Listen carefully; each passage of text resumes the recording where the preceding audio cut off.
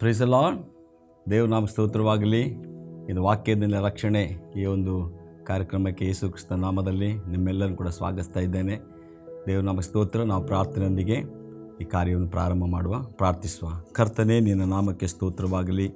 ಸರ್ವಶಕ್ತನು ಮಹೋನ್ನತನಾದ ದೇವರೇ, ಮನುಷ್ಯರೆಲ್ಲರಿಗೂ ರಕ್ಷಣೆಯನ್ನು ಕೊಡಲಿಕ್ಕಾಗಿ ನೀನೇ ಸ್ವತಃ ಭೂಮಿಗೆ ಇಳಿದು ಬಂದು ಸ್ವಾಮಿ ಕಾರ್ಯ ಮಾಡಿದ್ದಕ್ಕಾಗಿ ಸ್ತೋತ್ರ. ಎಲ್ಲರನ್ನು ಆಶೀರ್ವಾದ ಮಾಡುವುದಕ್ಕಾಗಿ, ಎಲ್ಲರ ಜೀವನವನ್ನು ಉದ್ಧರಿಸುವುದಕ್ಕಾಗಿ ಮತ್ತು ನಿತ್ಯ ಜೀವನ ಕೊಡುವುದಕ್ಕಾಗಿ ನೀನು ಮಾಡಿಕೊಂಡಂಥ ಉನ್ನತವಾದ ಆಶೀರ್ವಾದದ ಆಲೋಚನೆಗಳನ್ನು ನೆರವೇರಿಸುವ ದೇವರೇ ಸ್ತೋತ್ರವಾಗಲಿ. ಈ ನಿನ್ನ ಆಲೋಚನೆಗಳು ಸ್ವಾಮಿ ನಿನ್ನ ವಾಕ್ಯದಲ್ಲಿ ಬರೆಯಲ್ಪಟ್ಟಿದೆ ಸ್ವಾಮಿ. ಮತ್ತು 2000 ವರ್ಷಗಳಿಂದ ಸ್ವತಃ ಸ್ವಾಮಿ ನಿನ್ನ ಮಗನಾದ ಯೇಸು ಕ್ರಿಸ್ತನ ಮೂಲಕ ಪ್ರಕಟಿಸಲ್ಪಟ್ಟಿದೆ. ಮತ್ತೊಂದು ಸಾರಿ ಅದೆಲ್ಲವನ್ನು ಕೂಡ ಧ್ಯಾನ ಮಾಡಿ ದೇವರೇ ನಾವು ಬಲ ಹೊಂದುವಂತೆ, ಆಶೀರ್ವಾದ ಹೊಂದುವಂತೆ ಸಹಾಯ ಮಾಡು. ಯೇಸು ಕ್ರಿಸ್ತನ ನಾಮದಲ್ಲಿ ಬೇಡಿದ್ದೇವೆ ತಂದೆ, ಆಮೇಲೆ. Praise the lord. ದೇವರ ನಾಮಕ್ಕೆ ಸ್ತೋತ್ರವಾಗಲಿ. ಈ ದಿನ ವಾಕ್ಯದ ಮೂಲಕ ರಕ್ಷಣೆ ಎಂಬ ಈ ಕಾರ್ಯಕ್ರಮದಲ್ಲಿ ಮತ್ತೊಂದು ಸಾರಿ ನಿಮ್ಮೆಲ್ಲರನ್ನು ಕೂಡ ಸಂಧಿಸುವಂತೆ ದೇವರು ಕೃಪೆ ಮಾಡಿದ್ದಕ್ಕಾಗಿ ಸ್ತೋತ್ರ ಮಾಡ್ತೇನೆ. ದೇವರು ಮನುಷ್ಯರಾದ ನಮ್ಮೆಲ್ಲರನ್ನು ಕೂಡ ಆತನ ಪ್ರೀತಿ ಮಾಡಿದ್ದಾನೆ. ಯಾಕಂದರೆ ಆತನೇ ಸೃಷ್ಟಿ ಮಾಡಿದ್ದು. ಆತನು ಸೃಷ್ಟಿ ಮಾಡಿದ ದೇವರು ಮನುಷ್ಯರ ವಿಷಯದಲ್ಲಿ ಹಿತದ ಒಳ್ಳೆಯ ಆಲೋಚನೆಗಳನ್ನು ಮಾಡಿಕೊಂಡು ಮನುಷ್ಯರನ್ನು ಆಶೀರ್ವಾದ ಮಾಡಬೇಕು. ಈ ಲೋಕದಲ್ಲಿ ಅವರಿಗೆ ಕೊಟ್ಟಿರುವಂಥ ಜೀವನದ ಎಲ್ಲ ಕ್ಷೇತ್ರಗಳಲ್ಲಿ ಆಶೀರ್ವಾದ ಭರಿತರಾಗಿ ಜೀವಿಸಬೇಕೆಂಬುದಾಗಿಯೂ, ಮತ್ತಷ್ಟು ಮಾತ್ರವಲ್ಲ, ಈ ಲೋಕದ ನಂತರ ಇರುವಂಥ ಜೀವನ ಅದು ನಿತ್ಯ ಜೀವ ಅಥವಾ ಸ್ವರ್ಗ ಪರಲೋಕ ರಾಜ್ಯ, ಅಲ್ಲಿ ಕೂಡ ಸೇರತಕ್ಕಂಥ ಒಂದು ಕಾರ್ಯಗಳನ್ನು ಕೂಡ ತನ್ನ ಮಗನಾದ ಯೇಸು ಕ್ರಿಸ್ತನ ಮೂಲಕ ಏರ್ಪಾಟು ಮಾಡಿದ್ದಾರೆ 2025 ವರ್ಷಗಳ ಹಿಂದೆ. ಇವತ್ತು ನಂಬುವಂಥ ಪ್ರತಿಯೊಬ್ಬನಿಗೂ ಕೂಡ ಅದರ ಆಶೀರ್ವಾದಗಳು ಸಿಗುವಂಥದ್ದಾಗಿದೆ. ಇದು ಮನುಷ್ಯರು ಕೊಡುವಂಥದ್ದಲ್ಲ. ನಾವು ದೇವರ ವಾಕ್ಯದಲ್ಲಿರುವಂಥ ಸಂಗತಿಗಳನ್ನು ನಾವು ಬೋಧಿಸ್ತೇವೆ. ದೇವರು ತನ್ನ ವಾಕ್ಯದ ಮೂಲಕ ಏನು ಹೇಳಿದ್ದಾನೋ ಆ ವಾಕ್ಯವನ್ನು ಯಾರು ನಂಬುತ್ತಾರೋ ಬೇರೆ. ಮತ್ತಷ್ಟು ಮಾತ್ರವಲ್ಲ, ಆತನ ಮಗನಾದ ಯೇಸುವನ್ನು ಕಳಿಸಿಕೊಟ್ಟಿದ್ದಾರೆ ಈ ಲೋಕಕ್ಕೆ ಆಶೀರ್ವಾದಕ್ಕಾಗಿ. ಯಾರು ಆತನನ್ನು ನಂಬುತ್ತಾರೋ ಇದು ಎರಡರಲ್ಲಿ ಕೂಡ ಮನುಷ್ಯರಿಗೆ ಆಶೀರ್ವಾದ ಉಂಟು ಪ್ರೇರೆ. ದೇವರಿಗೆ ಸ್ತೋತ್ರವಾಗಲಿ. ಈ ದಿನ ಅದಕ್ಕೆ ಬೈಬಲ್ ವಾಕ್ಯ ಹೇಳ್ತಾರೆ, ಧರ್ಮೋಪದೇಶ ಕಾಂಡ 30ನೇ ಸಂಧಿ 19ನೇ ವಚನದಲ್ಲಿ ದೇವರು ಹೀಗೆ ಹೇಳ್ತಾ ಇದ್ದಾರೆ, ನಾನು ಜೀವ ಮರಣಗಳನ್ನು ಆಶೀರ್ವಾದ ಶಾಪಗಳನ್ನು ಈಗ ನಿಮ್ಮ ಮುಂದೆ ಇಟ್ಟಿದ್ದೇನೆ. ಇದಕ್ಕೆ ಭೂಮಿ ಆಕಾಶಗಳು ಸಾಕ್ಷಿಯಾಗಿರಲಿ. ಆದುದರಿಂದ ನೀವು ನಿಮ್ಮ ಸಂತತಿಯವರು ಬದುಕಿಕೊಳ್ಳುವಂತೆ ಜೀವವನ್ನೇ ಆದಿಕೊಳ್ಳಿರಿ ಎಂಬುದಾಗಿ ದೇವರು ತನ್ನ ಜನರಿಗೆ ಅಥವಾ ತನ್ನನ್ನು ನಿರೀಕ್ಷಿಸುವವರಿಗೆ ಅಥವಾ ಲೋಕಕ್ಕೆ ಅವರು ಹೇಳುವಂಥ ಮಾತು, ನಾನು ಜೀವ ಮರಣವನ್ನು ಆಶೀರ್ವಾದ ಶಾಪಗಳನ್ನು ಈಗ ನಿಮ್ಮ ಮುಂದೆ ಇಟ್ಟಿದ್ದೇನೆ. ಮತ್ತು ಇದಕ್ಕೆ ಸಾಕ್ಷಿ ಏನಂದರೆ ಭೂಮಿ ಆಕಾಶಗಳೇ. ಒಂದು ದೇವರು ಒಂದು ಮಾತನ್ನು ಹೇಳಿ ಅದಕ್ಕೆ ಒಂದು ಸಾಕ್ಷಿಯನ್ನು ಕೂಡ ಇಡ್ತಾ ಇದ್ದಾನೆ. ಇದಕ್ಕೆ ಸಾಕ್ಷಿ ಯಾವುದಂದರೆ ಭೂಮಿ ಆಕಾಶಗಳು. ನಾವು ಭೂಮಿ ಆಕಾಶ ನೋಡುವಾಗ ಈ ಒಂದು ಮಾತು, ದೇವರ ಮಾತು ಜ್ಞಾಪಕ ಮಾಡಿಕೊಳ್ಬೋದು. ಈ ಭೂಮಿ ಆಕಾಶ ನೋಡುವಾಗ ನಾವು ತಿಳ್ಕೊಳ್ಬೋದು ದೇವರು ಈ ಮಾತನ್ನು ನಾವು ನಿಜವಾಗಿ ಸಾಕ್ಷಿಯಾಗಿಟ್ಟಿದ್ದಾನೆ ಎಂಬುದಾಗಿ. ಅಂದರೆ ದೇವರ ಮಾತು ಸತ್ಯವಾಗಿದೆ, ಅದರಲ್ಲಿ ಸುಳ್ಳು ಎಂಬುದಿಲ್ಲ ಅಥವಾ ಅದರಲ್ಲಿ ವಂಚನೆ ಎಂಬುದಿಲ್ಲ. ದೇವರೇ ನುಡಿದಿದ್ದಾನೋ ಅದನ್ನು ನೆರವೇರಿಸುವ ಆತನಾಗಿದ್ದಾನೆ. ಅದಕ್ಕೆ ದೇವರು ಹೇಳ್ತಾನೆ, ಇದು ಎರಡನ್ನು ಕೂಡ, ಜೀವವನ್ನು ಮರಣವನ್ನು, ಆಶೀರ್ವಾದವನ್ನು ಶಾಪವನ್ನು, ಎರಡನ್ನೂ ಕೂಡ ನಿಮ್ಮ ಜೀವ ಇಟ್ಟಿದ್ದೇನೆ, ಮರಣ ಇಟ್ಟಿದ್ದೇನೆ, ಆಶೀರ್ವಾದ ಇಟ್ಟಿದ್ದೇನೆ, ಶಾಪ ಇಟ್ಟಿದ್ದೇನೆ, ಯಾವುದು ಎರಡೂ ಕೂಡ ಇಟ್ಟಿದ್ದೇನೆ. ದೇವರು ನೋಡಿ ಎಷ್ಟು ಒಳ್ಳೆಯ ದೇವರಂದರೆ, ಮನುಷ್ಯನ ಜೀವನದಲ್ಲಿ ಅವನಿಗೆ ನಿಜವಾಗಿ ಕೂಡ ಫ್ರೀಡಮ್ ಕೊಟ್ಟಿದ್ದಾನೆ. ನೀನು ದೇವರು ಯಾವತ್ತೂ ಕೂಡ ಒತ್ತಾಯ ಮಾಡಿ ಇದೇ ಮಾಡು ಅದೇ ಮಾಡು ಎಂಬುದಾಗಿ ಒತ್ತಾಯ ಮಾಡುವಂಥ ದೇವರಲ್ಲ. ಆತನು ಮನುಷ್ಯನು ಸೃಷ್ಟಿ ಮಾಡಿದ ನಂತರ ಅವರಿಗೆ ಫ್ರೀಡಮ್ ಕೊಟ್ಟಿದ್ದಾನೆ. ನೀನು ಯಾವುದನ್ನು ಕೂಡ ಆಯ್ಕೆ ಮಾಡಿಕೊಳ್ಳಬಹುದು ಎಂಬುದಾಗಿ. ದೇವರಿಗೆ ಸ್ತೋತ್ರ. ಆದರೆ ದೇವರು ಮತ್ತೊಂದು ಮಾತು ಹೇಳ್ತಾನೆ, ಆದುದರಿಂದ ನೀವು ನಿಮ್ಮ ಸಂತತಿಯವರು ಬದುಕಿಕೊಳ್ಳುವಂತೆ ಜೀವವನ್ನೇ ಆದುಕೊಳ್ಳಿರಿ. ನೋಡಿ, ಎರಡನ್ನು ಕೂಡ ಇಟ್ಟಿದ್ದಾರೆ ದೇವರು. ಆದರೆ ದೇವರ ಆಶೆ ಏನಂದರೆ, ಮನುಷ್ಯ ಇನ್ನೊಂದನ್ನು ಆಶ್ರಯ ಮಾಡಿಕೊಳ್ಳಬಾರ್ದು ಎಂಬುದಾಗಿ. ಮನುಷ್ಯ ಇನ್ನೊಂದನ್ನು ಅಂದರೆ ಶಾಪವನ್ನು ಆಶ್ರಯ ಮಾಡಿಕೊಳ್ಬಾರ್ದು, ಮರಣವನ್ನು ಆಶ್ರಯ ಮಾಡಿಕೊಳ್ಬಾರ್ದು. ಅವನು ಯಾವುದನ್ನು ಆಶ್ರಯ ಮಾಡಿಕೊಳ್ಳೋದು ಅಂದರೆ ಜೀವವನ್ನೇ ಆಶ್ರಯ ಮಾಡಿಕೊಳ್ಳಿ ಅಥವಾ ಜೀವಕ್ಕೆ ಒಳಗಾಗಲಿ ಎಂಬುದಾಗಿ.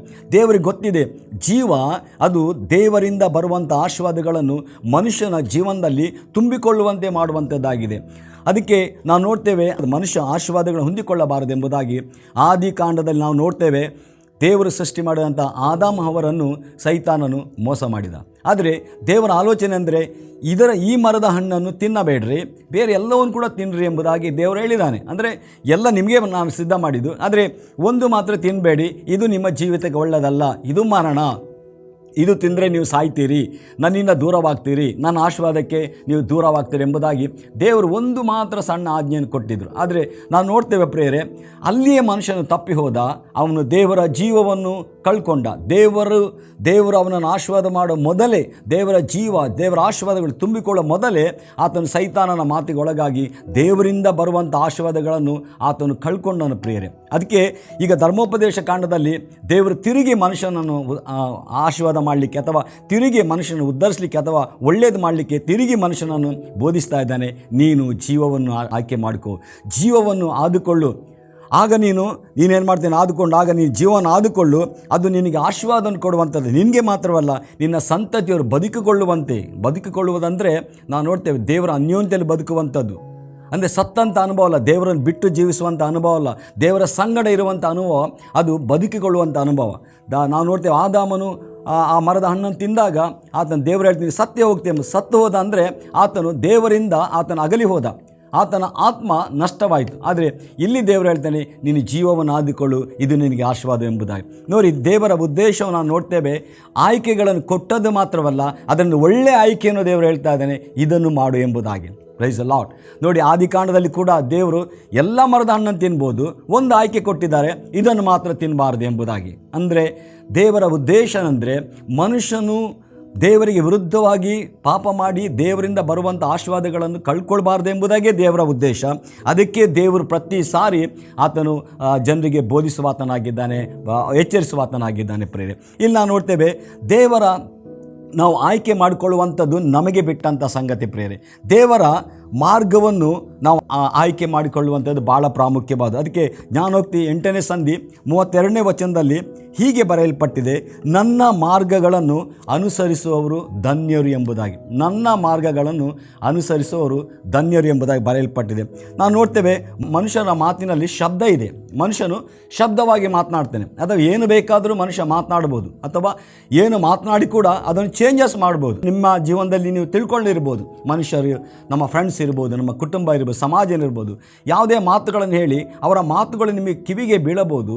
ಅವರು ನಿಮಗೆ ಒಳ್ಳೆಯದನ್ನು ಮಾಡ್ತೇನೆ ಎಂಬುದಾಗಿ ಅಥವಾ ಒಳ್ಳೆಯ ಮಾರ್ಗವನ್ನು ನಿಮಗೆ ಹೇಳ್ತೇನೆ ಎಂಬುದಾಗಿ ಹೇಳಿರ್ಬೋದು ಪ್ರೇರೆ. ಆದರೆ ಎಷ್ಟೋ ಸಾರಿ ಮನುಷ್ಯರು ನಮಗೆ ಹೇಳಿಕೊಟ್ಟಂಥ ಮಾರ್ಗಗಳು ಎಷ್ಟೋ ಸಾರಿ ಅದು ನಮಗೆ ಫೇಲ್ ಆಗ್ಬೋದು ಪ್ರೇರೆ, ಅಥವಾ ನಮ್ಮ ಜೀವನದಲ್ಲಿ ಅದರಲ್ಲಿ ಸೋಲುಗಳನ್ನು ನೋಡಿರ್ಬೋದು. ಎಷ್ಟೋ ಸಾರಿ ಮನುಷ್ಯರ ಮಾತುಗಳು ನಮ್ಮನ್ನು ಮೋಸ ಮಾಡ್ಬೋದು ಪ್ರೇರೆ.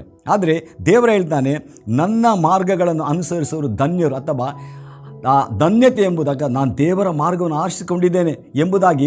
ಧನ್ಯತೆ ಅಂದರೆ ನಾನು ಆರಿಸಿಕೊಂಡದಕ್ಕಾಗಿ ದೇವರಿಗೆ ಸ್ತೋತ್ರ, ಈ ಮಾರ್ಗವನ್ನು ನನಗೆ ತಿಳಿಯಪಡಿಸಿದೆಲ್ಲ, ಈ ಮಾರ್ಗವನ್ನು ನಾನು ಆರಿಸಿಕೊಂಡೆ, ನನಗೆ ಆಶೀರ್ವಾದ ಉಂಟಾಯಿತು ಎಂಬುದಾಗಿ ಧನ್ಯತೆಯ ಭಾವನೆ ಬರುವಂಥ ಸಂಗತಿಯಾಗಿದೆ ಪ್ರೇರೆ. ದೇವರಿಗೆ ಸ್ತೋತ್ರ. ಅದಕ್ಕೆ ಮನುಷ್ಯರ ಮಾತಿನಲ್ಲಿ ನಾನು ತಿಳ್ಕೊಂಡದ್ದು, ಮನುಷ್ಯರ ಮಾತಿನಲ್ಲಿ ಶಬ್ದ ಇದೆ ಮಾತನಾಡುವಾಗ, ಆದರೆ ದೇವರ ಮಾತಿನಲ್ಲಿ, ವಾಕ್ಯದಲ್ಲಿ ಶಬ್ದ ಇಲ್ಲ, ದೇವರ ಮಾತಿನಲ್ಲಿ ಶಕ್ತಿ ಇದೆ ಪ್ರೇರೆ. ಅದಕ್ಕೆ ನಿಮಗೆ ಶಬ್ದ ನಮ್ಮ ಜೀವನದಲ್ಲಿ ಕೆಲಸ ಮಾಡಲಿಕ್ಕೆ ಸಾಧ್ಯವಿಲ್ಲ. ಆದರೆ ನಾವು ಬರೆಯಲ್ಪಟ್ಟಂಥ ವಾಕ್ಯ ನಾವು ಸ್ವೀಕರಿಸುವಾಗ ಪ್ರೇರೆ, ಶಬ್ದವಿಲ್ಲದಂಥ ಬರೆಯಲ್ಪಟ್ಟಂಥ ಮಾತಿನಲ್ಲಿ ಶಕ್ತಿ ಉಂಟು ಪ್ರೇರೆ. ಯಾವನು ಆ ಮಾತನ್ನು ನಂಬುತ್ತಾನೋ ಪ್ರೇರೆ, ಅಂಗೀಕರಿಸ್ತಾನೋ, ಅದು ಆತನ ಜೀವನದಲ್ಲಿ ಕಾರ್ಯ ಮಾಡಲಿಕ್ಕೆ ಪ್ರಾರಂಭವಾಗ್ತದೆ. ಮತ್ತು ಆತನು ಆ ಮಾರ್ಗವನ್ನು ಅನುಸರಿಸುವಾಗ ಆ ಮಾರ್ಗವೆಲ್ಲ ಅವನ ಜೀವನದಲ್ಲಿ ಎಲ್ಲ ಕ್ಷೇತ್ರಗಳಲ್ಲಿ ಅವನಿಗೆ ಆಶೀರ್ವಾದಗಳನ್ನು ಕೊಡುವಂಥದ್ದಾಗಿದೆ, ಕೆಟ್ಟದ್ದನ್ನು ದೂರ ಮಾಡುವಂಥದ್ದಾಗಿದೆ. ಹಲೋ. ಮತ್ತು ಪಾಪಕ್ಕೆ ಅಧೀನರಾಗದಂತೆ ಅಥವಾ ಪಾಪ ಮಾಡದಂತೆ ಆತನ ಮಾರ್ಗಗಳು ನಮ್ಮನ್ನು ಎಚ್ಚರಿಸುವಂಥದ್ದಾಗಿದೆ. ಆತನ ಮಾರ್ಗಗಳು ಪರಿಶುದ್ಧವಾದದ್ದು, ನೀತಿಯುಳ್ಳ ಮಾರ್ಗಗಳು. ಅದಕ್ಕೆ ದೇವರು ಹೇಳುವಂಥ, ನನ್ನ ಮಾರ್ಗವನ್ನು ಅನುಸರಿಸೋರು ಧನ್ಯರು. ಇವತ್ತು ಪ್ರಪಂಚ ಏನಾಗಿದೆ ಅಂದರೆ, ಎಲ್ಲ ಮಾರ್ಗಗಳನ್ನು ಅನುಸರಿಸಲಿಕ್ಕೆ ಅವರು ಇಷ್ಟಪಡ್ತಾರೆ, ಆತುರ ಪಡ್ತಾರೆ, ಸಮಯ ಕೊಡ್ತಾರೆ. ಆದರೆ ದೇವರ ಮಾರ್ಗಗಳನ್ನು ಅನುಸರಿಸಲಿಕ್ಕೆ ನಾವು ನೋಡ್ತೇವೆ, ಜನರು ಇಷ್ಟಪಡೋದಿಲ್ಲ, ಅವರಿಗೆ ಸಮಯ ಇರುವುದಿಲ್ಲ. ಆದರೆ ದೇವರು ಹೇಳಿದಂಥ ಪ್ರಕಾರ ನಾವು ಅದಕ್ಕೆ ಒಳಗಾಗುವುದಾದರೆ ಪ್ರೇರೆ, ಪ್ರತಿಯೊಬ್ಬ ಮನುಷ್ಯನು ಈ ಲೋಕದಲ್ಲಿ ಆಶೀರ್ವಾದದಿಂದ ಆಶೀರ್ವಾದಕ್ಕೆ ನಡೆಸಲ್ಪಡುವಂಥ, ಜೀವಿಸುವಂಥ ವ್ಯಕ್ತಿಯಾಗಿರ್ತಾನೆ. ಅದಕ್ಕೆ ದೇವರ ಮಾರ್ಗ ಮಾತ್ರ ಆಶೀರ್ವಾದಕರವಾಗಿದೆ ಎಂಬುದಾಗಿ ಬೈಬಲ್ ವಾಕ್ಯ ಹೇಳ್ತದೆ, ಮತ್ತು ಅದು ಸತ್ಯವಾದ ಮಾತು. ಮತ್ತು ಮನುಷ್ಯರು ಕೂಡ ಬೈಬಲ್ ವಾಕ್ಯ ಹೇಳ್ತಾರೆ, ಮನುಷ್ಯರು ಆಯ್ಕೆ ಮಾಡೋ ಇನ್ನೊಂದು ಮಾರ್ಗ, ಅದು ಅವರ ಮಾರ್ಗ. ಅದಕ್ಕೆ ಬೈಬಲ್ ವಾಕ್ಯ ಹೇಳ್ತಿದೆ, ಜ್ಞಾನೋಕ್ತಿ 14ನೇ ಸಂಧಿ 12ನೇ ವಚನದಲ್ಲಿ ಹೀಗೆ ಬರೆಯಲ್ಪಟ್ಟಿದೆ, ಮನುಷ್ಯರಿಗೆ ಸರಳವಾಗಿ ತೋರುವ ಒಂದು ಮಾರ್ಗ ಉಂಟು, ಅದು ಕಟ್ಟ ಕಡೆಗೆ ಮರಣ ಮಾರ್ಗ ಎಂಬುದಾಗಿ ಸ್ಪಷ್ಟವಾಗಿ ದೇವರ ವಾಕ್ಯ ಹೇಳ್ತಾರೆ. ಮನುಷ್ಯರು ಆಯ್ಕೆ ಮಾಡಿಕೊಳ್ಳುವಂಥ ಇನ್ನೊಂದು ಮಾರ್ಗ ಉಂಟು. ದೇವರು ಮೊದಲು ಹೇಳಿದ ಜೀವ, ಮರಣ, ಆಶೀರ್ವಾದ, ಶಾಪ ಇದನ್ನಿಟ್ಟಿದ್ದೇನೆ, ನೀವು ಜೀವವನ್ನೇ ಆಯ್ದುಕೊಳ್ಳಿ ಎಂಬುದಾಗಿ. ಎರಡನೇದಾಗಿ ನೋಡುವಾಗ ನೀವು ನನ್ನ ಮಾರ್ಗವನ್ನು ಆರಿಸ್ಕೊಳ್ಳ್ರಿ, ಅದು ನೀವು ಧನ್ಯರಾಗಿರ್ತೀರಿ ಎಂಬುದಾಗಿ. ಈಗ ದೇವರ ವಾಕ್ಯ ಹೇಳ್ತಾರೆ, ಮನುಷ್ಯನು ಆರಿಸಿಕೊಳ್ಳುವಂಥ ಇನ್ನೊಂದು ಮಾರ್ಗ ಕೂಡ ಉಂಟು. ಅದಂದರೆ ಅವನ ಇಷ್ಟ ಪ್ರಕಾರ, ಅವನ ಆಲೋಚನೆ ಪ್ರಕಾರ ಸೈತಾನನು ಮೋಸ ಮಾಡೋ, ವಂಚನೆ ಮಾಡುವಂಥ, ಆದಿಯಿಂದಲೂ ಸುಳ್ಳು ಹೇಳಿ ಜನರನ್ನು ಮೋಸ ಮಾಡಿ ವಂಚನೆಗೆ, ಆಶೀರ್ವಾದದಿಂದ ಅವರನ್ನು ತಪ್ಪಿಸಿ ಆಶೀರ್ವಾದಕ್ಕೆ ಅವರು ಬಾಧ್ಯರಾಗದಂತೆ ಮಾಡುವಂಥ ಆ ಸೈತಾನನ ಮಾರ್ಗಗಳು ಕೂಡ ಲೋಕದಲ್ಲಿ ಉಂಟು. ಅದು ಕೇಳ್ತೇನೆ, ಬೈಬಲ್ ವಾಕ್ಯ ಹೇಳ್ತಾರೆ, ಮನುಷ್ಯರಿಗೆ ಸರಳವಾಗಿ ಈಸಿಯಾಗಿ ಇರುವಂಥ ಒಂದು ಮಾರ್ಗ ಕೂಡ ಉಂಟು. ಆ ಮಾರ್ಗ ಉಂಟು, ಅದು ಕಟ್ಟ ಕಡೆಗೆ ಮರಣ ಮಾರ್ಗವಾಗಿದೆ. ಯಾವಾಗ ಮನುಷ್ಯ ಈ ಲೋಕದಲ್ಲಿ ದೇವರ ಮಾರ್ಗವನ್ನು ಬಿಟ್ಟು ಇತರ ಮಾರ್ಗವನ್ನು ಅನುಸರಿಸಲಿಕ್ಕೆ ಆತನು ಪ್ರಾರಂಭ ಮಾಡ್ತಾನ ಪ್ರಿಯರೇ, ಅದು ಕೂಡ ಒಂದು ಮಾರ್ಗವೇ. ಅದು ಕೂಡ ಅವನು ಹೋಗುವಾಗ ಒಳ್ಳೆಯದೇ ಕಾಣ್ತದೆ, ಗೊತ್ತಾಗುವುದಿಲ್ಲ ಅವನ ಜೀವನದಲ್ಲಿ ನಾನು ಯಾವ ಮಾರ್ಗದಲ್ಲಿ ಹೋಗ್ತಾ ಇದ್ದೇನೆ, ಈ ಮಾರ್ಗ ಕೊನೆಗೆ ಎಲ್ಲಿ ಹೋಗ್ತದೆ ಎಂಬುದಾಗಿ ಗೊತ್ತಿಲ್ಲದಂಥ ಮಾರ್ಗದಲ್ಲಿ ಆಶೀರ್ವಾದಗಳನ್ನು ಹೊಂದಿಕೊಳ್ಳದಂಥ ಕಟ್ಟ ಕಡೆಗೆ ಆತನಿಗೆ ಸೋಲು, ಸಂಕಟ, ದುಃಖ, ಕಣ್ಣೀರು, ವೇದನೆಗಳನ್ನು ತರುವಂಥ ಮಾರ್ಗ ಅದು ಮನುಷ್ಯನು ಆದುಕೊಂಡು ಹೋಗುವಂಥ ಇಷ್ಟ ಪ್ರಕಾರ ಹೋಗುವಂಥ ಮಾರ್ಗವಾಗಿದೆ ಪ್ರಿಯರೇ. ಆದರೆ ಆ ಮಾರ್ಗದಲ್ಲಿ ಬೈಬಲ್ ವಾಕ್ಯ ಹೇಳಿದೆ, ಕಟ್ಟ ಕಡೆಗೆ ಆತನ ಎಂಡಿಗೆ ಬರುವಾಗ ಆತನಿಗೆ ಸಿಗುವಂಥದ್ದು ಅದು ಮರಣಕರ ಮಾರ್ಗ. ಅಂದರೆ ಮರಣ ಅಂದರೆ ಪ್ರಿಯರೇ, ನಾವು ಹೇಳ್ತೇವೆ ಈ ಲೋಕದಲ್ಲಿ ಸಾಯುವಂಥ ಮನುಷ್ಯನು ಪ್ರತಿಯೊಬ್ಬರೂ ಸಾಯಲೇಬೇಕು. ಈ ಲೋಕದಲ್ಲಿ ದೇವರಿಗೆ ಸ್ತೋತ್ರವಾಗಲಿ, ಭಕ್ತಿವಂತನು ಸಾಯ್ತಾನೆ, ನೀತಿವಂತನು ಸಾಯ್ತಾನೆ, ಎಲ್ಲರೂ ಸಾಯ್ತಾರೆ. ಆದರೆ ಮರಣ ಕಟ್ಟ ಕಡೆಗೆ ಮರಣ ಮಾರ್ಗ ಅಂದರೆ ಅದೇನೆಂದರೆ ಕೊನೆಗೆ ಆತನ ಜೀವನದಲ್ಲಿ ಸೋಲುಗಳು, ದೇವರನ್ನು ಬಿಟ್ಟಂಥ ಜೀವನ, ಸೋಲಿನ ಜೀವನ, ದೇವರ ಮಾರ್ಗವನ್ನು ಅರಿಯದೆ ಜೀವಿಸುವಂಥದ್ದು ಕಷ್ಟಕರವಾದ ವ್ಯಥೆಭರಿತವಾದ ಜೀವನ. ಕೊನೆಗೆ ಆ ವ್ಯಕ್ತಿ ಲೋಕ ಬಿಟ್ಟ ನಂತರ ನಾವು ನೋಡ್ತೇವೆ, ಕಟ್ಟ ಕಡೆಗೆ ಆತನ ಮಾರ್ಗ ಫಿನಿಷ್ ಆದಾಗ, ಎಂಡಿಗೆ ಬಂದಾಗ ಅವನು ಹೋಗಿ ಹೋಗಿ ಹೋಗಿ ಆತನ ಮಾರ್ಗದಲ್ಲಿ ನಡೆದು ಕೊನೆಗೆ ಅವನ ಜೀವನ ಕೊನೆಯಾಗ್ತದೆ. ಆದರೆ ರಿಸಲ್ಟ್ ಏನಾಗ್ತದೆ ಅಂದರೆ ಕೊನೆಗೆ ಒಂದು ಸಾರಿ ಆತನು ಎಲ್ಲರಿಗೂ ಕೂಡ ಒಂದು ನ್ಯಾಯ ತೀರ್ಪುಂಟು ಪ್ರೇರೆ. ಆ ನ್ಯಾಯ ತೀರ್ಪಿನ ದಿನದಲ್ಲಿ ಅವನಿಗೆ ಗೊತ್ತಾಗ್ತದೆ ಅವನು ಹೋದ ಮಾರ್ಗ ತಪ್ಪು ಎಂಬುದಾಗಿ. ಆ ಮಾರ್ಗ ಮರಣಕರವಾದ ಮಾರ್ಗ, ಅಂದರೆ ಅದು ನಿತ್ಯ ಜೀವವನ್ನು ತಪ್ಪಿಸಿ ಅದು ನಿತ್ಯ ನರಕವನ್ನು ಕೊಡುವಂಥ ಮಾರ್ಗವಾಗಿರ್ತದೆ ಪ್ರೇರೆ.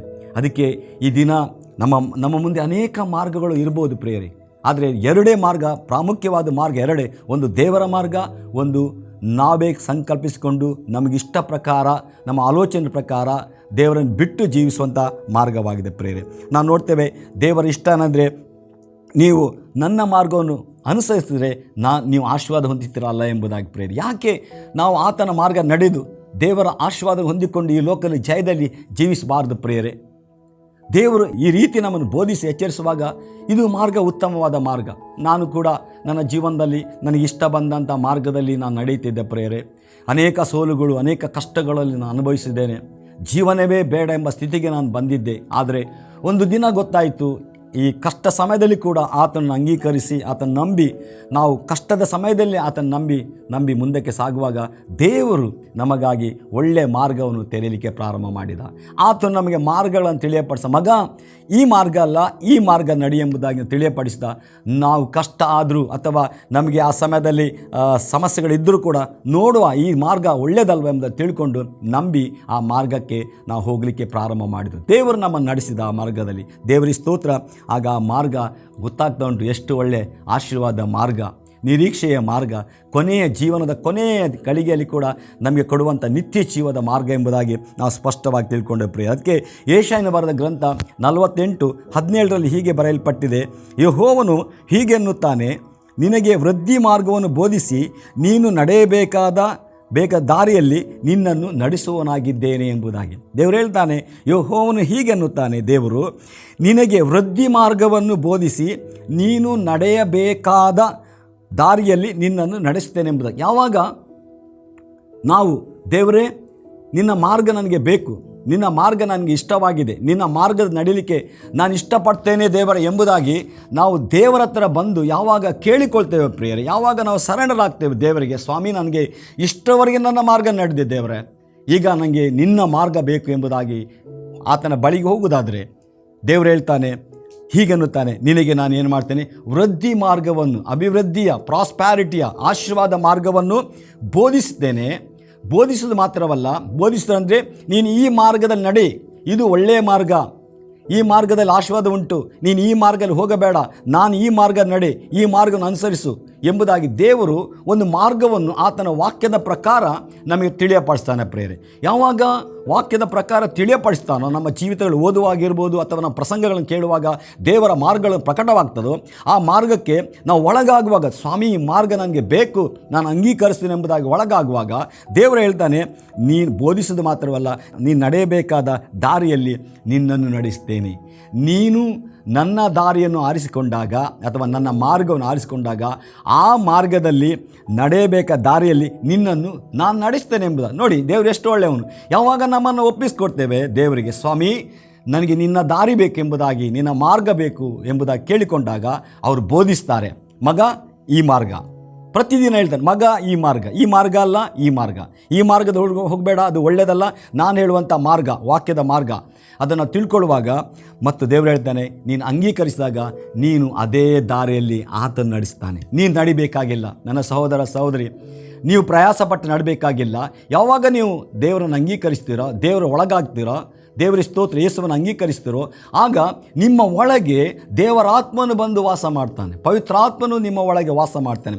ಆಗ ಆತನು ನಿಮಗೆ ಬೋಧಿಸಿದಂಥ, ದೇವರು ಬೋಧಿಸಿದಂಥ ಮಾರ್ಗದ ನಡೀಲಿಕ್ಕೆ ನಿಮಗೆ ಕಷ್ಟವಾಗದ ರೀತಿಯಲ್ಲಿ ನಿಮ್ಮ ಒಳಗೆ ವಾಸ ಮಾಡುವಂಥ ಪವಿತ್ರಾತ್ಮನೇ ಆ ದೇವರ ಮಾರ್ಗದಲ್ಲಿ ನಡೆಸ್ತಾನೆ. ಹಲೋಲ್ಯ, ಒಳ್ಳೆ ಆಲೋಚನೆಗಳನ್ನು ದೇವರು ಹೇಳಿಕೊಳ್ತಾನೆ. ಕೆಟ್ಟ ಮಾರ್ಗದಲ್ಲಿ ನಾವು ಹೋಗುವಾಗ, ಕೆಟ್ಟ ಸಂಗತಿಗಳ ಮಧ್ಯೆ ನಾವು ಇರುವಾಗ, ಕೆಟ್ಟ ಆಲೋಚನೆಗಳು ಬರುವಾಗ, ಇಂಥ ಕತ್ತಲೆಯ ಮಾರ್ಗ ನಮ್ಮ ಜೀವನದಲ್ಲಿ ಬರುವಾಗ ಪವಿತ್ರಾತ್ಮನು ನಮ್ಮ ಒಳಗೆ ಇರುವುದರಿಂದ ದೇವರು ನಮ್ಮನ್ನು ಆತನ ಮಾರ್ಗದಲ್ಲಿ, ಸರಿಯಾದ ಮಾರ್ಗದಲ್ಲಿ ಆತನ ನಮ್ಮನ್ನು ನಡೆಸ್ತಾನೆ ಪ್ರೇರೆ. ನಮ್ಗೆ ಗೊತ್ತಾಗ್ತದೆ, ನಾನು ಇಷ್ಟು ಸಮಯ ನನ್ನ ಮಾರ್ಗ ನಡೆದು ನನ್ನ ಜೀವಿತದಲ್ಲಿ ಎಲ್ಲವನ್ನು ಕಡೆ ಕಳ್ಕೊಂಡಲ್ಲ, ಆದರೆ ಈಗ ನನ್ನ ಜೀವನದಲ್ಲಿ ಆತನ ಮಾರ್ಗ ಎಂಥದ್ದಂದರೆ ಶಾಂತಿಯಿಂದ ತುಂಬಿದೆ, ಸಮಾಧಾನ ತುಂಬಿದೆ, ಕಳವಳ ಇಲ್ಲ, ಅಲ್ಲಿ ಭಯ ಇಲ್ಲ, ವ್ಯಥೆ ಇರುವುದಿಲ್ಲ, ನಿರೀಕ್ಷೆ ಇರ್ತದೆ, ನಂಬಿಕೆ ಇರ್ತದೆ ಆತನ ಮಾರ್ಗದಲ್ಲಿ. ಮತ್ತು ಪ್ರತಿದಿನ ಆತನ ಮಾರ್ಗಗಳು ಆತನ ಮಾತಿನ ಮೂಲಕ ನಮಗೆ ತೋರಲ್ಪಟ್ಟು ನಮ್ಮ ಮಾರ್ಗಕ್ಕೆ ಆತನೇ ಬೆಳಕಾಗಿರ್ತಾನೆ.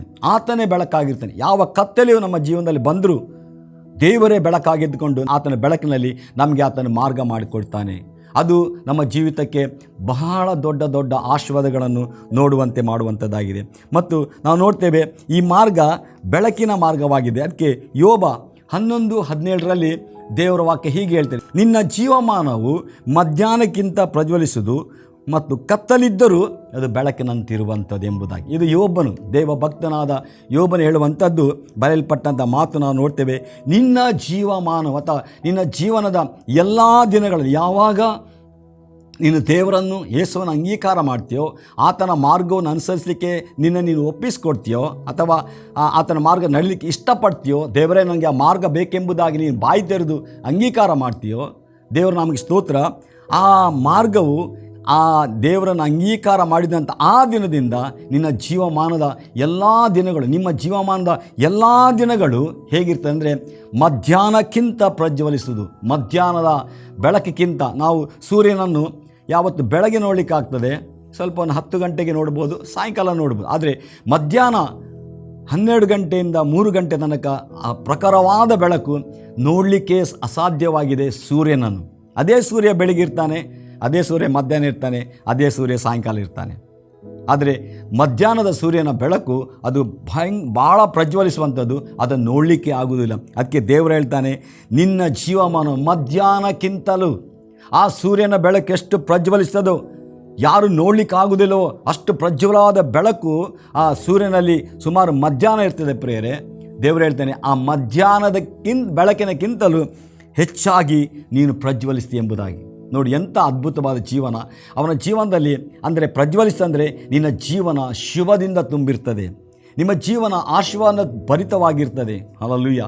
ನೀವು ಎಣಿಸುವುದಿಲ್ಲ, ನನ್ನ ಜೀವನ ಇಷ್ಟು ಆಶೀರ್ವಾದವಾಯ್ತಾ, ನಾನು ಯಾವ ಸ್ಥಿತಿಯಲ್ಲಿದ್ದೆ, ಈಗ ನನ್ನ ದೇವರು ಎಂಥ ಸ್ಥಿತಿಯಲ್ಲಿ ಇಟ್ಟಿದ್ದಾನೆ ಎಂಬುದಾಗಿ ಅದ್ಭುತವಾದ ಪ್ರಖರವಾದ ಬೆಳಕಿನಂತೆ ನಮ್ಮ ಜೀವನ ಕೂಡ ದೇವರ ಮೂಲಕ, ಯೇಸು ಕ್ರಿಸ್ತನ ಮೂಲಕ ಆಶೀರ್ವದಿಸಲ್ಪಟ್ಟದ್ದಾಗಿರ್ತದೆ ಪ್ರಿಯರೇ. ಜನರು ನಮ್ಮನ್ನು ನೋಡುವಾಗ ಅಷ್ಟು ನಮ್ಮಲ್ಲಿ ಅಂಥ ಒಂದು ಆತ್ಮಿಕವಾದ ಬೆಳಕು, ಆತ್ಮಿಕವಾದ ಆಶೀರ್ವಾದಗಳು, ಲೋಕ ಸಂಬಂಧವಾದ ಆಶೀರ್ವಾದಗಳು ಎಲ್ಲವೂ ಕೂಡ ನಮ್ಮಿಂದ ತುಂಬಿರುವಂಥದ್ದನ್ನು ಲೋಕ ನೋಡ್ತದೆ ಪ್ರಿಯರೇ. ಅಂಥ ಒಳ್ಳೆಯ ಜೀವಿತವನ್ನು, ಆಶೀರ್ವಾದ ಜೀವಿತವನ್ನು ದೇವರು ನಮಗಾಗಿ ತನ್ನ ಮಗನಾದ ಯೇಸು ಕ್ರಿಸ್ತನ ಮೂಲಕ ಸಿದ್ಧ ಮಾಡಿದ್ದಾನೆ ಪ್ರೇರೆ. ಅದಕ್ಕೆ ನಾವು ನೋಡ್ತೇವೆ, ಯೇಸು ಕ್ರಿಸ್ತನು ಈ ಲೋಕಕ್ಕೆ ಬಂದಾಗ ಬೈಬಲ್ ವಾಕ್ಯ ಹೇಳ್ತದೆ, ಯೋಹಾನ 10:10 ಹೀಗೆ ಬರೆಯಲ್ಪಟ್ಟಿದೆ. ಯೋಹಾನ 10:10 ಬರೆಯಲ್ಪಟ್ಟ ಮಾತು, ಯೇಸು ಜೀವವನ್ನು, ಸಮೃದ್ಧಿಯಾದ ಜೀವವನ್ನು ಕೊಡಲು ಬಂದಿದ್ದಾನೆ ಎಂಬುದಾಗಿ. ಜೀವವನ್ನು, ಸಮೃದ್ಧಿಯಾದ ಅಬಂಡೆಂಟ್ ಲೈಫ್, ಜೀವವನ್ನು, ಸಮೃದ್ಧಿಯಾದ ಜೀವವನ್ನು ಆತನು ಕೊಡಲಿಕ್ಕೆ ಬಂದಿದ್ದಾನೆಂಬುದಾಗಿ ನಾವು ನೋಡ್ತೇವೆ. ಜೀವವನ್ನು ಮಾತ್ರವಲ್ಲ ಪ್ರೇರೆ, ಸಮೃದ್ಧಿಯಾದ ಜೀವವನ್ನು, ಜೀವ ಎಂಬುದಾಗಿ ನಾವು ನೋಡುವಾಗ ಪ್ರೇರೆ, ದೇವರಿಂದ ಬರುವಂಥ, ದೇವರೇ ನಮ್ಮ ಒಳಗೆ ವಾಸಿಸುವಂಥದ್ದು, ದೇವರೇ ನಮ್ಮ ಒಳಗಿದ್ದುಕೊಂಡು ನಮ್ಮ ನಡೆಸುವಂಥ ಆತನ ಜೀವ ನಮ್ಮೊಳಗೆ ತುಂಬಿಕೊಂಡು, ಹಲ್ಲೆಲೂಯಾ, ಆತನ ಜೀವ ಆಶೀರ್ವಾದಗಳು ನಮ್ಮೊಳಗೆ ತುಂಬಿಕೊಂಡು ನಮ್ಮನ್ನು ನಡೆಸುವಂಥದ್ದು ಪ್ರೇರೆ, ಹಲ್ಲೆಲೂಯಾ. ಮತ್ತು ಆ ಜೀವ ಯೇಸು ಕ್ರಿಸ್ತನ ಮೂಲಕವೇ ನಮ್ಮಲ್ಲಿ ತುಂಬಿಕೊಳ್ಳಲಿಕ್ಕೆ ಸಾಧ್ಯವಾಗ್ತದೆ, ವಿನಾ ಬೇರೆ ಯಾವುದರಿಂದ ತುಂಬಿಕೊಳ್ಳಿಕ್ಕೆ ಆಗುವುದಿಲ್ಲ. ಯಾವಾಗ ಯೇಸುವನ್ನು ನಂಬುತ್ತೇವೆ ಪ್ರೇರೆ, ಹಲ್ಲೆಲೂಯಾ, ದೇವರನ್ನು ನಂಬುತ್ತೇವೆ ಪ್ರೇರೆ, ಆಗ ಆತನಿಂದ ಜೀವಾತ್ಮವು, ಹಲ್ಲೆಲೂಯಾ, ಆತನಿಂದ ಜೀವಾತ್ಮದ ಆಶೀರ್ವಾದಗಳು ನಮ್ಮಲ್ಲಿ ತುಂಬಿಕೊಳ್ಳುವಂಥದ್ದಾಗಿದೆ ಪ್ರೇರೆ. ಯಾವಾಗ ಅದು ನಮ್ಮಲ್ಲಿ ತುಂಬಿಕೊಳ್ತದೆ ಪ್ರೇರೆ, ದೇವರಿಗೆ ಸ್ತೋತ್ರ. ಮತ್ತು ಸಮೃದ್ಧಿಯಾದ ಜೀವ, ಅದು ಸಮೃದ್ಧಿಯಾದ ಜೀವ ನಾವು ನೋಡುವಾಗ ಈ ಲೋಕದಲ್ಲಿ ಕೂಡ ನಮ್ಮನ್ನು ಆಶೀರ್ವಾದ ನಡೆಸುವಂಥ ಜೀವ, ಪ್ರೈಸ್ ದಿ ಲಾರ್ಡ್, ಯಾವ ಮೇಲಿಗೂ ಕೊರತೆಯಿಲ್ಲದಂತೆ ನಡೆಸುವಂಥ ಜೀವ, ಆ ಜೀವ ನಮ್ಮನ್ನು ಆತ್ಮಿಕವಾಗಿ ನಮ್ಮನ್ನು ಆಶೀರ್ವಾದ ನಡೆಸುವಂಥ ಜೀವವಾಗಿದೆ. ಆ ಆತ್ಮಿಕವಾದ ಆಶೀರ್ವಾದ ಏನಂದರೆ ದೇವರೊಂದಿಗೆ ನಡೆಯುವಂಥ ಅನುಭವ, ದೇವರನ್ನು ಪ್ರೀತಿಸಿ ಆತನಿಗಾಗಿ ಜೀವಿಸುವಂಥ ಅನುಭವ, ಆತನ ಸಂಗಡದಲ್ಲಿ ನಡೆಯುವಂಥ ಅನುಭವ. ಎಲ್ಲ ವಿಷಯಗಳಲ್ಲಿ ಲೋಕದಲ್ಲಿ ಜೀವಿಸಿದರೂ ಕೂಡ ದೇವರನ್ನು ಬಿಟ್ಟು ಎಡಕ್ಕಾದರೂ ಬರಕ್ಕಾದರೂ ತಿರುಗದಂಥ ಶ್ರೇಷ್ಠವಾದ ಜೀವನ, ಅದು ದೇವರು ಕೊಡುವಂಥ ಜೀವನವಾಗಿದೆ ಪ್ರೇರೆ, ಹಲ್ಲೆಲೂಯಾ, ಪ್ರೈಸ್ ದಿ ಲಾರ್ಡ್. ಮತ್ತು ಸಮೃದ್ಧಿಯಾದ ಜೀವನ ಅಂದರೆ ನಾವು ನೋಡ್ತೇವೆ ಪ್ರೇರೆ, ನಾವು ನೋಡ್ತೇವೆ ಇಟರ್ನಲ್ ಲೈಫ್ ಅಂದರೆ ನಿತ್ಯವಾದ ಜೀವ, ಹಲ್ಲೆಲೂಯಾ, ನಿತ್ಯವಾದ ಜೀವ, ಅದು ಯೇಸು ಕ್ರಿಸ್ತನ ಮೂಲಕವೇ ಆತನು ಅದನ್ನು ಕೊಡಲಿಕ್ಕಾಗಿ ಬಂದಿದ್ದಾನೆ. ದೇವರು ಆತನನ್ನು ಈ ಲೋಕಕ್ಕೆ ಕಳಿಸಿಕೊಟ್ಟ ಉದ್ದೇಶವೇ ಜೀವವನ್ನು, ನಿತ್ಯ ಜೀವವನ್ನು ಎಲ್ಲ ಮನುಷ್ಯರಿಗೆ ಕೊಡಲಿಕ್ಕಾಗಿ ಪ್ರೇರೆ. ಇವತ್ತು ಯಾರು ಇದನ್ನು ನಂಬುತ್ತಾರೋ ಪ್ರೇರೆ, ಯಾರು ಈ ಜೀವ ನನಗೆ ಬೇಕು, ಈ ಮಾರ್ಗ ನನಗೆ ಬೇಕು ಎಂಬುದಾಗಿ ಯಾರು ದೇವರ ಬಳಿಗೆ ಬಂದು ಅವರು ನಂಬುತ್ತಾರೋ, ದೇವರನ್ನು ನಂಬುತ್ತಾರೋ ಪ್ರೇರೆ, ಅಂಗೀಕಾರ ಮಾಡ್ತಾರೋ ಪ್ರೇರೆ, ಅವರ ಜೀವನದಲ್ಲಿ ಸುಲಭವಾಗಿ ದೇವರು ಅವರ ಜೀವನದಲ್ಲಿ ಪ್ರವೇಶಿಸಿ ಅಥವಾ ಅವರ ಜೀವನದಲ್ಲಿ ಬಂದು ಅವರು ಆಶಿಸುವಂಥ ಆ ಮಾರ್ಗವನ್ನು ದೇವರು ತಾನೇ ಕೊಟ್ಟು, ದೇವರೇ ಅವರ ಜೀವನದ ಎಲ್ಲ ದಿನಗಳಲ್ಲಿ ಅವರೇ ನಡೆಸುವರಾಗಿದ್ದಾರೆ. ಅವರು ನಡೆಸುವಾಗ ನಮಗೆ ಕಷ್ಟ ಆಗುವುದಿಲ್ಲ ಪ್ರೇರೆ, ಅವರ ಮಾರ್ಗವನ್ನು ಆರಿಸಿಕೊಂಡು ಅವರೇ ನಮ್ಮ ನಡೆಸುವಾಗ ನಮಗೆ ಕಷ್ಟ ಆಗುವುದಿಲ್ಲ. ಯಾಕೆಂದರೆ ನಮ್ಮ ಕಷ್ಟ ಪ್ರಯಾಸಗಳಲ್ಲಿ ಅವರು ನಮ್ಮ ಪಕ್ಷದಲ್ಲಿದ್ದಾರೆ ಪ್ರೇರೆ, ಅಥವಾ ನಮಗೆ ಮುಂಬಲವಾಗಿ ಇರ್ತಾರೆ, ಹಲ್ಲೆಲೂಯಾ. ಕೆಲವು ಸಾರಿ ನಾವು ದೇವರ ಮಾರ್ಗವನ್ನು ಆಶ್ರಯಿಸಿ ನಡೆಯುವಾಗ ಸಂಕಟಗಳು ಬರುವುದಿಲ್ಲ, ಕಷ್ಟಗಳು ಬರುವುದೇ ಇಲ್ಲ ಎಂಬುದಾಗಿ ಅಲ್ಲ. ಯೇಸುಸ್ವಾಮಿ ಹೇಳ್ತಾರೆ, ನಿಮಗೆ ಲೋಕದಲ್ಲಿ ಸಂಕಟಗಳು ಉಂಟು, ಆದರೆ ನಾನು ಲೋಕವನ್ನು ಜಯಿಸಿದ್ದೇನೆಂಬುದಾಗಿ. ಯೇಸು ಸ್ವಾಮಿ ಈ ಲೋಕದಲ್ಲಿ ಶರೀರದಲ್ಲಿ ಆತನು ಜೀವಿಸಿದನು ಪ್ರೇರೆ, ಪ್ರೈಸ್ ನಮ್ಮ ಹಾಗೆ ಆತನು ಜೀವಿಸಿದನು, ದೇವರ ಆತನು ನಮ್ಮ ಹಾಗೆ ಜೀವಿಸಿದನು, ಆದರೆ ಆತನು ಎಲ್ಲವನ್ನೂ ಕೂಡ ಜಯಿಸಿದವನಾಗಿದ್ದನು ಪ್ರೇರೆ. ಅದಕ್ಕೆ ಅವರು ಹೇಳ್ತಾರೆ, ಲೋಕದಲ್ಲಿ ನಿಮಗೆ ಸಂಕಟಗಳುಂಟು, ಆದರೆ ನನ್ನ ಮಾರ್ಗವನ್ನು ನೀನು ಆಶ್ರಯಿಸಿಕೊಂಡು ನನ್ನನ್ನು ನಂಬಿ ನೀವು ನಡೆಯುವುದಾದರೆ, ನನಗೆ ಲೋಕದಲ್ಲಿ ಸಂಕಟಗಳಿದ್ದರೂ ಕೂಡ ನಾನು ಲೋಕವನ್ನು ಜಯಿಸಿದ್ದೇನೆ. ಅಂದರೆ ಅರ್ಥ ಏನಂದರೆ, ನಾನು ಜಯಿಸಿರುವುದರಿಂದ ನನ್ನನ್ನು ನಂಬಿದಂಥ ಅಥವಾ ನನ್ನನ್ನು ಹಿಂಬಾಲಿಸುವಂಥ ನೀವು ಕೂಡ ಈ ಲೋಕದಲ್ಲಿ ಬರುವಂಥ ಪ್ರತಿ ಸಂಗತಿಗಳನ್ನು ನೀವು ಜಯಿಸುವವರಾಗಿದ್ದೀರಿ ಎಂಬುದಾಗಿ. ದೇವರೇ ನಮ್ಮ ಸಂಗಡಿದ್ದರೆ, ಬೈಬಲ್ ವಾಕ್ಯ ಹೇಳ್ತಾರೆ, ದೇವರೇ ನಮ್ಮ ಸಂಗಡಿದ್ದರೆ ನಮ್ಮನ್ನು ಎದುರಿಸೋರು ಯಾರೇ ಇದ್ದಾರೆ, ಹಲ್ಲೆಲೂಯಾ. ದೇವರೇ ನಮ್ಮ ಸಂಗಡಿದ್ದರೆ ನಮ್ಮನ್ನು ಎದುರಿಸೋರು ಯಾರೇ ಇದ್ದಾರೆ. ಯಾವಾಗ ನಾವು ಆತನ ಅಂಗೀಕರಿಸ್ತೇವೆ ಪ್ರೇರೆ, ಆತನ ನಮ್ಮ ಸಂಗಡ ಒಂದಾಗ್ತಾನೆ, ಹಲ್ಲೆಲೂಯಾ. ನಾವು ಆತನ ಸಂಗಡ ಒಂದಾಗ್ತೇವೆ. ಆಗ ಆತನ ಸಂಗಡ ನಾವು ನಡೆಯುವಂಥ ಅನುಭವ, ಆತನ ನಮ್ಮ ಸಂಗಡ ಇರುವಂಥ ಅನುಭವದಲ್ಲಿ ಹೋಗುವಾಗ ಪ್ರೇರೆ, ದೇವರಿಗೆ ಸ್ತೋತ್ರ. ಬೆಳಕಿನ ಜೀವನ, ಆಶೀರ್ವಾದ ಜೀವನ, ಕತ್ತಲೆ, ಬೈಬಲ್ ವಾಕ್ಯ ಹೇಳ್ತಾರೆ, ಅಲ್ಲಿ ಕತ್ತಲಿದ್ದರೂ ಬೆಳಕಿನಂತಿರುವುದು, ಕತ್ತಲಿದ್ದರೂ ಬೆಳಕಿನಂತಿರುವುದು. ಅಂದರೆ ಕತ್ತಲೆ ಬರುವಾಗ ನಮ್ಮ ಸಂಗಡ ಇರುವಂಥ ದೇವರು ಅದನ್ನು ಬೆಳಕಾಗಿ ಮಾರ್ಪಡಿಸ್ತಾನೆ. ನಾವು ನೋಡ್ತೇವೆ, ನಮ್ಮ ಜೀವನದಲ್ಲಿ ನಾವು ನೋಡ್ತೇವೆ, ದೇವರು ಹೇಳ್ತಾನೆ, ಆ ಆದಿಕಾಂಡದಲ್ಲಿ ನಾವು ನೋಡ್ತೇವೆ, ಅವ್ರು ಹೇಳ್ತಾರೆ ಭೂಮಿ ಉಂಟಾಗಲಿ ಅಂತ ಹೇಳುವಾಗ ಭೂಮಿ ಉಂಟಾಯಿತು, ಪ್ರೈಸ್ ದಿ ಲಾರ್ಡ್. ಬೆಳಕಾಗಲಿ ಅಂತಾಗ ಕತ್ತಲಿತ್ತು, ಕತ್ತಲೆ ತುಂಬಿತ್ತು, ಬೆಳಕಾಗಲಿ ಅಂತ ಹೇಳಿದಾಗ ಬೆಳಕಾಯಿತು. ಹಾಗೇ ಪ್ರೇರೆ, ಯಾವಾಗ ಯೇಸುವನ್ನು ಅಂಗೀಕರಿಸ್ತೀರಿ, ದೇವರನ್ನು ಅಂಗೀಕರಿಸ್ತೀರಿ ಪ್ರೇರೆ, ಆ ಸಮಯದಲ್ಲಿ ಕತ್ತಲಿದ್ದರೂ, ನೀವು ನಡೆಯುವಂಥ ಮಾರ್ಗದಲ್ಲಿ ಕತ್ತಲು ಬಂದರೂ ದೇವರು ಹೇಳ್ತಾನೆ, ಈತ ನನ್ನ ಮಗನಾಗಿದ್ದಾನೆ, ಈತ ನನ್ನ ಮಗಳಾಗಿದ್ದಾಳೆ, ಹಲ್ಲೆಲೂಯಾ. ಇವಳು ನನ್ನ ಮಾರ್ಗವನ್ನು ಅನುಸರಿಸಿ ನಡೆಸ್ತಾ ಇದ್ದಾಳೆ. ನಾನು ಇವಳ ಮಾರ್ಗದಲ್ಲಿ ನಾನಿದ್ದೇನೆ. ಹಲ್ಲೆಲೂಯಾ. ಇವಳ ಮಾರ್ಗದಲ್ಲಿ ನಾನಿದ್ದುಕೊಂಡು ನಾನು ನಡೆಸುವ ಆತನಾಗಿದ್ದೇನೆ ಅಂದು ಆತನು ಇದ್ದುಕೊಂಡು ಆತನು ಹೇಳ್ತಾನೆ, ಪ್ರತಿ ಕತ್ತಲೆಯನ್ನು ಆತನು ಹೇಳಿದ್ದಾನೆ ಬೆಳಕಾಗಲಿ ಅಂತ ಹೇಳ್ತಾನೆ. ನನ್ನ ಪ್ರಿಯ ಸಹೋದರ ಸಹೋದರಿ, ನಿಮ್ಮ ಜೀವನದಲ್ಲಿ ಯಾವುದೇ ಕತ್ತಲೆ, ದೇವರನ್ನು ನಂಬಿ ಜೀವಿಸಿ ಆತನ ಮಾರ್ಗ ನಡೆಯುವಾಗ, ಪ್ರೈಸ್ ದ ಲಾರ್ಡ್, ಆತನ ಅನುಸರಿಸುವಾಗ ನಿಮ್ಮ ಜೀವನದಲ್ಲಿ ಕಷ್ಟಗಳು ಬರ್ತದ, ಸಂಕಟಗಳು ಬರ್ತದ, ಉಪದಗಳು ಬರ್ತದ, ಅಂದರೆ ಕತ್ತಲೆ ಅನುಭವ ಬರ್ತದ. ಬೈಬಲ್ ವಾಕ್ಯ ಹೇಳ್ತಾರೆ, ಕತ್ತಲಿದ್ದರೂ ಬೆಳಕಿನಂತಿರ್ತದೆ ಎಂಬುದಾಗಿ. ಅಂದರೆ ಕತ್ತಲೆಯನ್ನು ಅಥವಾ ಕಷ್ಟಗಳನ್ನು, ಸಮಸ್ಯೆಗಳನ್ನು, ಇಕ್ಕಟ್ಟುಗಳನ್ನು, ಉಪದ್ರಗಳನ್ನು, ಬಾಧೆಗಳನ್ನು ಜಯಿಸಲಿಕ್ಕೆ ದೇವರು ನಿಮ್ಮ ಸಂಗಡ ಇದ್ದಾನೆ ಪ್ರೇಯರ್. ಹಲ್ಲೆಲೂಯಾ. ಯಾಕಂದರೆ ನೀವು ದೇವರನ್ನು ಅಂಗೀಕಾರ ಮಾಡಿದವರಾಗಿರ್ತೀರಿ. ಯಾಕೆಂದರೆ ನೀವು ದೇವರ ಮಾರ್ಗವನ್ನು ಅಂಗೀಕಾರ ಮಾಡಿದವರಾಗಿರ್ತೀರಿ. ದೇವರ ಮಾರ್ಗದ ನಡೀಲಿಕ್ಕೆ ನಿಮ್ಮ ಜೀವಿತವನ್ನು ಒಪ್ಪಿಸಿಕೊಟ್ಟಿರ್ತೀರಿ. ಆ ದಿನದಿಂದ ನಿಮಗೆ ನಿಮ್ಮ ಎಲ್ಲ ಜೀವನದ ಬಾಧ್ಯತೆಯನ್ನು ದೇವರು ಅದನ್ನು ತನ್ನ ಕೈಗೆ ತಗೊಳ್ತಾನೆ. ಅದನ್ನು ಪ್ರೇರೆ ನೀವು ನಡೆಯುವಂಥ ಮಾರ್ಗ ಕೆಲಸ ಕತ್ತಲೆಯಾಗಿ ಕಂಡು ಬಂದರು ಪ್ರೇರೆ, ದೇವರು ಹೇಳ್ತಾನೆ ಬೆಳಕಾಗಲಿ ಎಂಬುದಾಗಿ. ಕಷ್ಟಗಳು ಬಂದರೆ ಹೇಳ್ತಾನೆ ಕಷ್ಟವೇ ದೂರವಾಗಿ ಎಂಬುದು ಹೇಳ್ತಾನೆ. ಸಮಸ್ಯೆಗಳು ಬಂದರೆ ಸಮಸ್ಯೆವೇ ನನ್ನ ಮಗನ ಬಿಟ್ಟು ದೂರ ಹೋಗಿ ಎಂಬುದಾಗಿ ಆತನು ನಿಮ್ಮ ಸಂಗಡ ಇದ್ದುಕೊಂಡು ಆತನು ಮಾತನಾಡ್ತಾನೆ. ಆತ ನಿಮ್ಮನ್ನು ಆಶೀರ್ವಾದ ಮಾಡಿ ತಮ್ಮ ಮಹಿಮೆಗಾಗಿ ಉಪಯೋಗಿಸ್ತಾನೆ. ಅದಕ್ಕೆ ಬೈಬಲ್ ವಾಕ್ಯ ಹೇಳ್ತಾರೆ, ಯೋಹಾನ 14:6 ಹೀಗೆ ಬರೆಯಲ್ಪಟ್ಟಿದೆ, ನಾನೇ ಮಾರ್ಗವು ಸತ್ಯವೂ ಜೀವವಾಗಿದ್ದೇನೆ. ನಾನೇ ಮಾರ್ಗವು ಸತ್ಯವೂ ಜೀವವಾಗಿದ್ದೇನೆ ಎಂಬುದಾಗಿ ದೇವರು ಹೇಳ್ತಾ ಇದ್ದಾನೆ. ಅದಕ್ಕೆ ನಾನು ಪ್ರಾರಂಭದಲ್ಲಿ ಹೇಳಿದೆ, 2 ಮಾರ್ಗಗಳನ್ನು ಇಟ್ಟಿದ್ದಾನೆ, ಜೀವ ಮರಣ ಮತ್ತು ಆಶೀರ್ವಾದ ಶಾಪ. 2 ಮಾರ್ಗಗಳನ್ನು ಇಟ್ಟಿದ್ದಾನೆ. ಯೇಸುವಿಲ್ಲಿ ಹೇಳ್ತಾರೆ, ನಾನೇ ಮಾರ್ಗ, ನಾನೇ ಸತ್ಯ, ನಾನೇ ಜೀವ. ಪ್ರಿಯರೇ, ಯೇಸು ಕ್ರಿಸ್ತನಲ್ಲಿ ನಂಬಿಕೆ ಇಡುವುದಾದರೆ ಆತನೇ ನಿಮ್ಮ ಮಾರ್ಗವಾಗಿ ನಿಮ್ಮನ್ನು ಆತನ ಮಾರ್ಗ ನಡೆಸಿ ಆತನ ಜೀವವನ್ನು ಉಂಟು ಮಾಡುವಂಥ ಮಾರ್ಗದಲ್ಲಿ ಆತನ ನಡೆಸ್ತಾನೆ. ಪ್ರಿಯರೇ, ಆತನ ಮಾರ್ಗ ನಮ್ಮ ಜೀವಿತಗಳಿಗೆ ಆಶೀರ್ವಾದಗಳನ್ನು, ಕ್ಷೇಮವನ್ನು ಕೊಡುವಂಥದ್ದಾಗಿದೆ. ಅದಕ್ಕಾಗಿ ದೇವರಿಗೆ ಸ್ತೋತ್ರ ಮಾಡ್ತೀನಿ. ಈ ದಿನ ದೇವರು 2 ಮಾರ್ಗಗಳನ್ನು, 2 ಆಶೀರ್ವಾದಗಳನ್ನು, 2 ಸಂಗತಿಗಳನ್ನು ಇಟ್ಟಿದ್ದಾನೆ. ಪ್ರಿಯರೇ, ನೀವು ಜೀವವನ್ನು ದೇವರ ಆಶೀರ್ವಾದ ಹೊಂದಿಕೊಂಡು ಜೀವಿಸಿರಿ. ನಾವು ಪ್ರಾರ್ಥನೆ ಮಾಡೋ ಪ್ರಿಯರೇ. ಕರ್ತನೇ, ನಿನ್ನ ನಾಮಕ್ಕೆ ಸ್ತೋತ್ರವಾಗಲಿ. ಈ ಒಳ್ಳೆಯ ಸಮಯದಲ್ಲಿ ನಿನ್ನ ವಾಕ್ಯವನ್ನು ಬೋಧಿಸುವಂತೆ ನೀನು ಸಹಾಯ ಮಾಡಿದ್ದಕ್ಕಾಗಿ ಸ್ತೋತ್ರ ಸ್ವಾಮಿ. ನಾನು ನಂಬುತ್ತೇನೆ ದೇವರೇ, ಎಲ್ಲರೂ ಜೀವವನ್ನು, ಆಶೀರ್ವಾದಗಳನ್ನು ಹೊಂದಿಕೊಳ್ಳುವುದಕ್ಕಾಗಿ ನಿನ್ನ ಮಗನಾದ ಯೇಸು ಕ್ರಿಸ್ತನ ಮೇಲೆ ನಂಬಿಕೆಯಿಟ್ಟು ಸ್ವಾಮಿ ಜಯದಲ್ಲಿ, ಸಮೃದ್ಧಿಯಲ್ಲಿ, ಆಶೀರ್ವಾದದಲ್ಲಿ, ನಿತ್ಯ ಜೀವದಲ್ಲಿ ಭಾಗವಹಿಸಿ ಆಶೀರ್ವಾದ ಭರಿತರಾಗಿ ಜೀವಿಸಲೆಂಬುದು ಪ್ರಾರ್ಥನೆ ಮಾಡ್ತಾ ಯೇಸು ಕ್ರಿಸ್ತನ ನಾಮದಲ್ಲಿ ಬೇಡಿದ್ದೇವೆ ತಂದೆ. Amen, amen. Praise God. ಸುವಾರ್ತೆ ತಲುಪದ ಊರು ಇರಲೇಬಾರದು, ಸಭೆಯೂ ಇಲ್ಲದ ಗ್ರಾಮ ಇರಬಾರದೆಲ್ಲಿಯೂ. ಸುವಾರ್ತೆ ತಲುಪದ ಊರು ಇರಲೇಬಾರದು, ಸಭೆಯೂ ಇಲ್ಲದ ಗ್ರಾಮ ಇರಬಾರದು.